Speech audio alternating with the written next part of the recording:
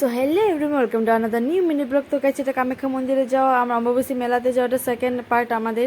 তো আমরা দেখতে দেখতে পৌঁছে গেলাম ঠিক মন্দিরের গেটের সামনে। এদিক খাওয়া দিচ্ছিলো, ওদিক দিয়ে খাওয়া নিয়ে আমরা খেয়ে নিলাম, জুস টুস খেয়ে নিয়েছি।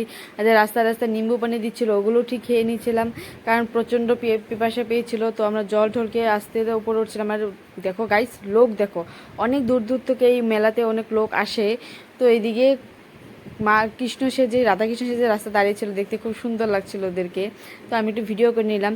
আর গাইস, ওদিন এত প্রচণ্ড রৌদ্র ছিল, আর কার্পেটগুলো দিয়েছে ঠিকই, কিন্তু কার্পেটগুলো পুরো গরম হয়ে গেছে। দেন আমরা একটু বসে বসে রেস্ট নিয়ে নিয়ে যাচ্ছিলাম, কারণ এদিক দিয়ে বসারও অ্যালাউ নেই, কারণ বসতেও দেয় না, শুধু হেঁটেই চলো উপরে। আর আমাদের প্রায় উপরে উঠতে উঠতে সেটা কিছু 3.5 ঘন্টা, অনেকটা টাইম লেগেছে, কারণ রাস্তার অন্য দিক দিয়ে ঘুরিয়ে দিয়েছে। তাই এদিকে লোক, এত লোক ছিল, আমরা পা রাখার জায়গা ছিল না, এত প্রচণ্ড লোক ছিল, ভিড় ছিল। আর এদিক দিয়ে আমি কি বলছিলাম ঠিক আমি জানি না, সাউন্ডটা তো অন হচ্ছে না। যাই হোক, আমি গরমে তো আমাদের হালত খারাপ, তাও আমরা জয় মা কামাখ্যা বলে উপরে উপরে উঠছিলাম, কারণ প্রচণ্ড ভিড় ছিল, প্রচণ্ড। আর আমাদের তো ওদিনকার অবস্থা খুবই কাহিল হয়ে গেছিলো। দেন আমি, আমার বোন, আমার ফ্রেন্ড আস্তে ধীরে কথা বলে বলে মজাক করে করে উপরে উঠছিলাম।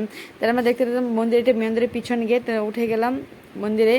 তারপরে দিয়ে আমরা বসলাম, এখানে সবাই বসে তলের ভিউগুলো দেখা যায়, খুবই সুন্দর। আর ওখানে যেহেতু ভিডিও করা অ্যালাউ নেই, খুবই কম ভিডিও করতে দেয়, মেন যেহেতু গেটটা, তার জন্য আমিও তো একটু ভিডিও করিনি। আর আর ওদিক দিয়ে পিছনে একটা খুব পুরনো কাসিম আছে, তো ও কাসিমগুলো আমরা দেখতে যাচ্ছি, আর এই কাসিমগুলোকে খাবার দিচ্ছিলাম, সবাই খাবার দিচ্ছিলো। সো গাইস, দেখা হচ্ছে।